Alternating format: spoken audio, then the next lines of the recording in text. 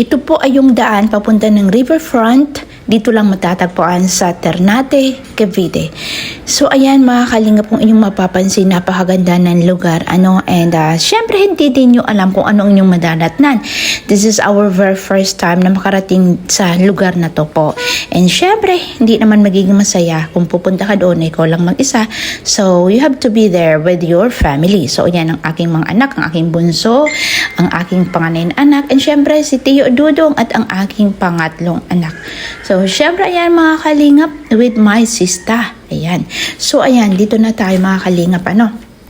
Dire-diretso na tayo, pasukin na natin ito at galugarin ang Riverfront Garden Resort. Dito lang niya matatagpuan sa Ternate, Cavite. So ayan mga kalingap, syempre unang-una gusto ko munang batiin ngayong lahat. Magandang umaga, magandang hapon at magandang gabi sa inyo lahat. Tara mga kalingap at atin ang pasyalan itong Riverfront.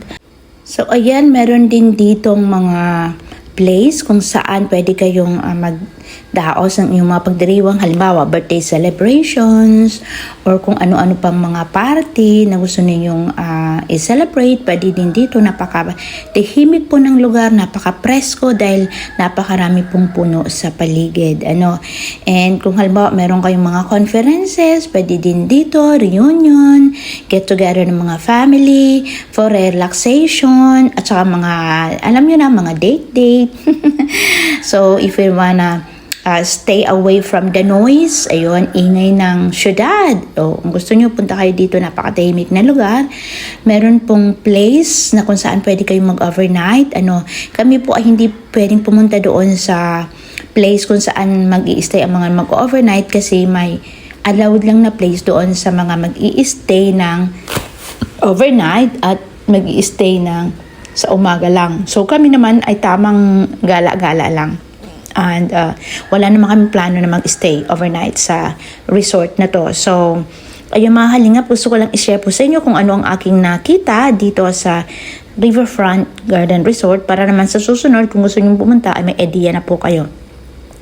So ang bawat per head po ang entrance ay 250 pesos. So syempre kung tamang ikot-ikot lang, 250. Kung gagamit po kayo ng kanilang mga cottages, may mga additional charge po yon.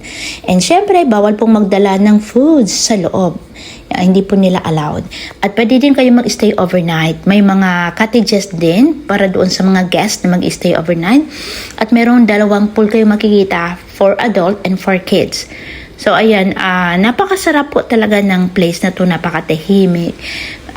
Napakarami pong puno. Kaya nga lang medyo isolated siya sa city. So, ayan, makikita. So, ayun, mga kalingap, nag-enjoy po talaga kami, grabe, dito. So, syempre, yan, ibinahagi ko din sa inyong ibang mga larawan na natok namin dito sa River Resort with my kids, syempre. And, ayan, mga kalingap, sana nagustuhan po ninyo ang very short docu po ng aking video para lang i-share sa inyo itong Riverfront Garden Resort na pinuntahan namin sa Ternate, Cavite. That's all guys, and see you again on my next video. Bye-bye and God bless.